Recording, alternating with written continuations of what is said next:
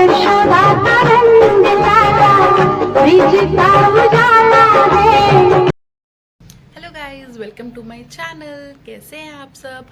I hope आप सब अच्छे होंगे और यहाँ हम भी अच्छे हैं।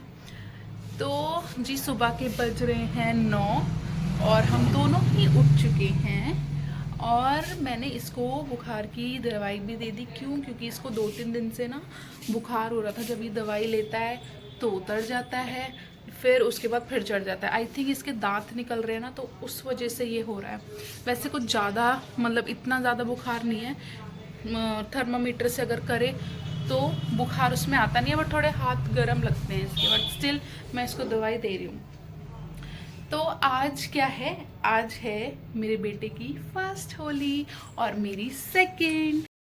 तो गाइज यहाँ मैं हो चुकी हूँ नहा के रेडी और अभी प्रहलाद को भी रेडी करना है। तो अभी ये नहाया नहीं है, अभी जस्ट इसने दूध पिया है। क्या कर लिया? और अभी अपने टॉयज के साथ खेल रहा है।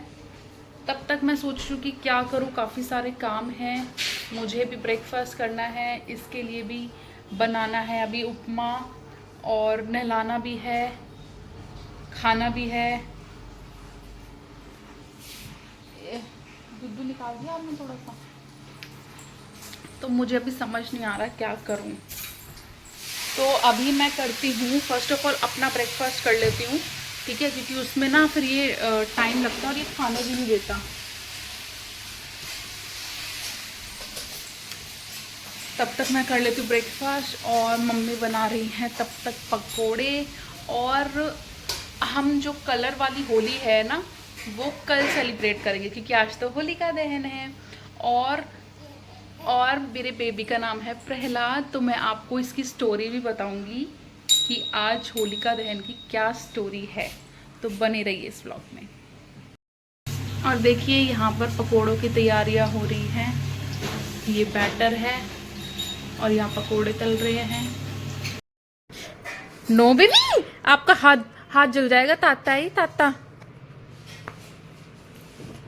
गाइस मैं ना ये लेके आई हूँ गरम दूध और लड्डू। इसको देखो।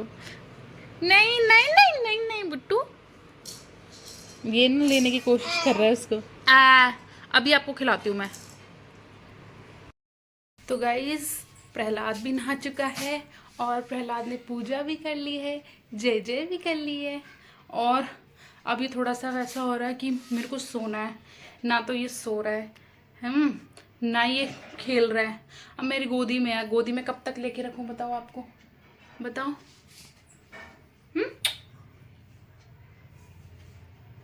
सो गया तो सो गया, नहीं तो फिर मैं इसके लिए उपमा बना देती हूँ। लड्डू लड्डू उपमा खाओगे ना? तो गाइस मैं आ चुकी हूँ छत पे, ये देखिए। और प्रहलाद जो है वो सो गया। अभी आपको बताऊँ अभी क्या हुआ, दिखाती हूँ एक चीज़। देखो ये जो जगह है ना, ये जगह, और यहाँ पर मतलब ये ऊपर, मतलब मैं ऊपर छत पे हूँ ना, ये नीचे खाली है, ठीक है? ये थोड़ी सी जगह है। और आपको मेरे बाल उड़ते हुए दिख ही रहे हैं, कितनी तेज़ हवा चल रही है। और मैंने ये जो फ़ोन है ना, ये जो सेल्फी स्टैंड जिसको बोलते हैं, मतलब छोटा सा जो होता है ना, उस पे रखा हुआ था। मुझे पता नहीं था कि ये क्या होने वाला है। एक्चुअली मैंने अभी दूसरा फ़ोन लिया है। मेरा पहला फ़ोन किसी रीज़न से टूट गया था, तो मैंने अभी जस्ट 1 महीना हुआ है नए फ़ोन को लिए हुए। तो मैंने ये सेल्फी स्टैंड को मतलब वीडियो शूट करने के लिए फ़ोन जो है यहाँ पे रखा था, जो अभी आपको जगह दिखाई है। और एकदम से हवा चली और मेरा सेल्फी स्टैंड गया नीचे और मेरा फ़ोन भी जाने वाला था। वो तो मैंने अच्छा हुआ हाथ से पकड़ लिया, थैंक गॉड, वरना मेरा दूसरा फ़ोन भी चले जाता। तो जी हाँ, तो मैंने आपको अभी बताया था कि मैं आपको स्टोरी बताती हूँ फर्स्ट ऑफ ऑल कि आज है होलिका दहन, ठीक है? और मैंने अपने बेटे का नाम प्रहलाद भी क्यों रखा है, वो इसी से ही रिलेटेड है, होलिका दहन से ही रिलेटेड है, होली से रिलेटेड है। तो आप सब लोगों ने, मोस्टली लोगों ने तो ये कहानी सुन ही रखी है हिरण्यकश्यपु की और कयादु की। कयादु जो थी वो हिरण्यकश्यपु की बीवी थी, ठीक है? तो आपको पता ही होगा कि हिरण्यकश्यप जो है वो कितना बड़ा दानव था, ठीक है, और वो विष्णु जी को मारने के लिए तरह तरह के षड्यंत्र रचता था। पर वो विष्णु जी से उसका बैर क्यों था? वो विष्णु जी से इसलिए बैर था उसका क्योंकि हिरण्यकश्यप का एक छोटा भाई था हिरण्याक्ष, ठीक है।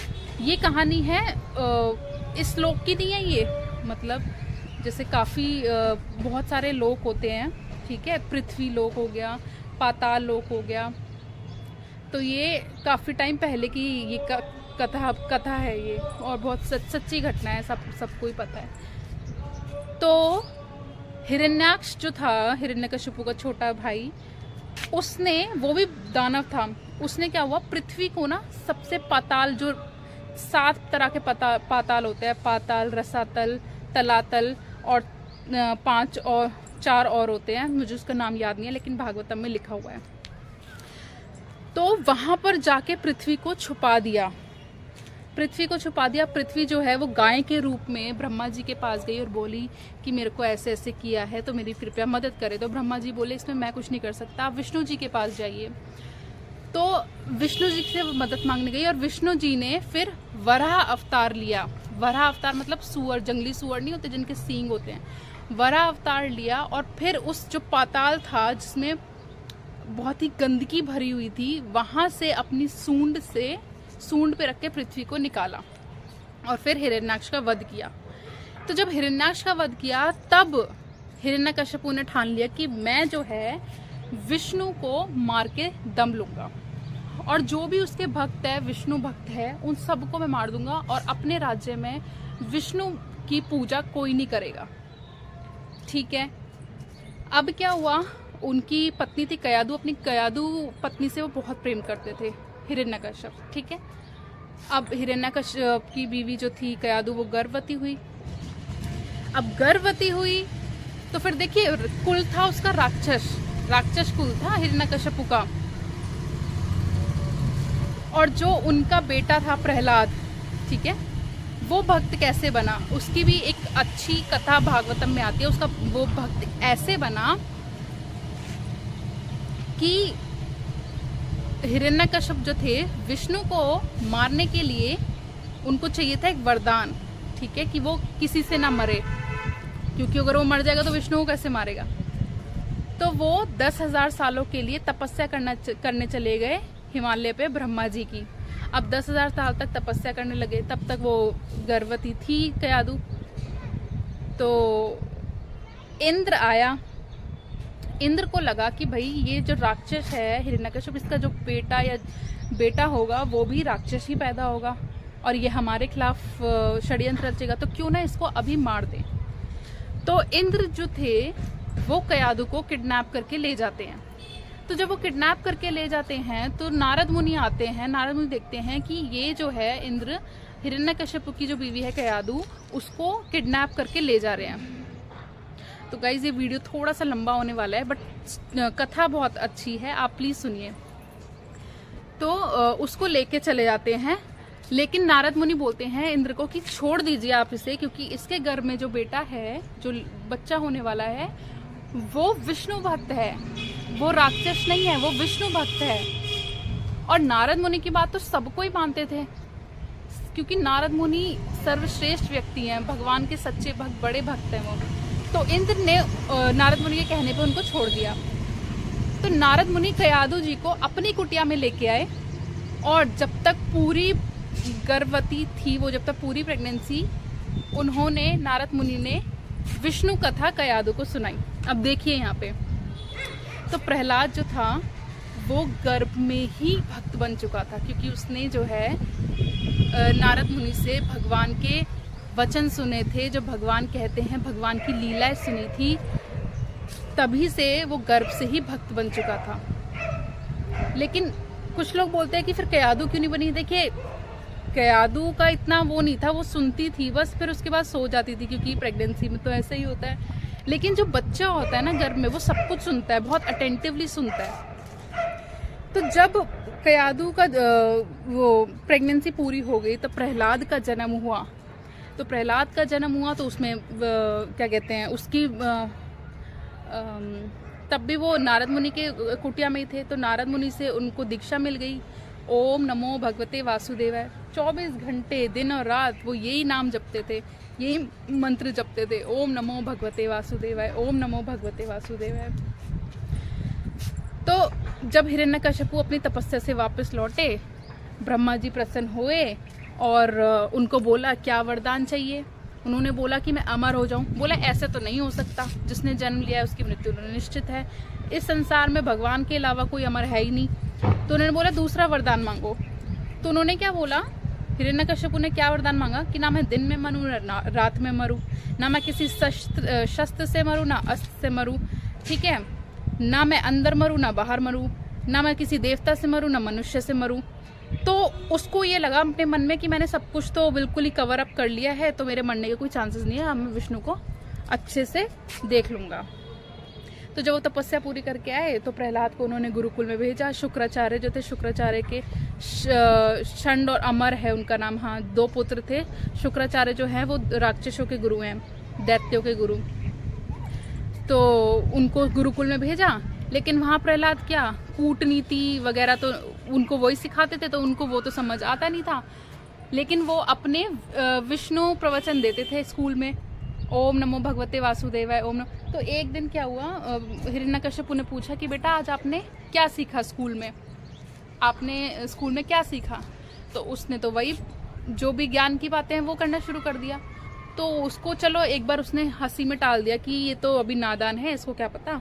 तो षंड और अमर को बुलाया कि ये तुम इसको क्या पढ़ा रहे हो, इसको तो कूटनीति आनी चाहिए, पर ये क्या सीख रहा है, ये ज्ञान की बातें और ये वो। उन्होंने बोला कि हम तो वही सिखाते हैं जो आपने बोला। तो ऐसे करते करते काफी टाइम हो गया, लेकिन जो प्रहलाद महाराज थे वो सिर्फ भगवान पे ध्यान देते और ज्ञान की बातें करते। तो अब हिरण्यकश्यपु को बोला कि तू विष्णु का नाम नहीं जपेगा, तू भगवान का नाम, उसका नाम नहीं लेगा मेरे राज्य में, मैं भगवान हूँ यहाँ का, मेरे को भगवान मानो। तो उन्होंने बोल दिया नहीं पिताजी कि भगवान तो एक ही है, मैं नहीं मानूंगा। तो ऐसे करते करते उनके बीच में काफ़ी ज़्यादा चीज़ें बिगड़ने लगी और फिर हिरण्यकश्यपु ने जो है अपने ही पुत्र को, अपने ही बेटे को तरह तरह के अस्त्र शस्त्र और जो भी चीज़ें होती हैं उनसे मरवाने के लिए छोड़ दिया। मतलब उसको गरम कढ़ाई में डाला, उसको पहाड़ी से नीचे फेंका, उसको सांपों की कोठरी में बंद कर दिया प्रहलाद को, उनको हाथी के तलवों के नीचे से कुचलवाने के लिए आदेश दिया, उसको जहर तक खिलाने के लिए जो है वो कर दिया। तब भी देखो वो नहीं मरे, प्रहलाद महाराज नहीं बने। क्यों? क्योंकि भगवान ने उनका साथ दिया, कृष्णा ने उनका साथ दिया। तो फिर उनकी हिरण्यकश्यपु की बहन है होलिका। होलिका बोली कि जी मैं इसको लेके बैठती हूँ अपनी गोद में, मेरे को तो अग्निदेव का वरदान है, उन्होंने तो मुझे जो है चुन्नी दी थी एक, जो मैंने तपस्या में अग्निदेव ने मेरे को दी थी, और वो चुन्नी में अगर ओढ़ के बैठ जाऊं अग्नि में तो अग्नि मुझे जो है जला नहीं सकती। तो उन्होंने बोला कि चलो ठीक है ये भी ट्राई कर लो।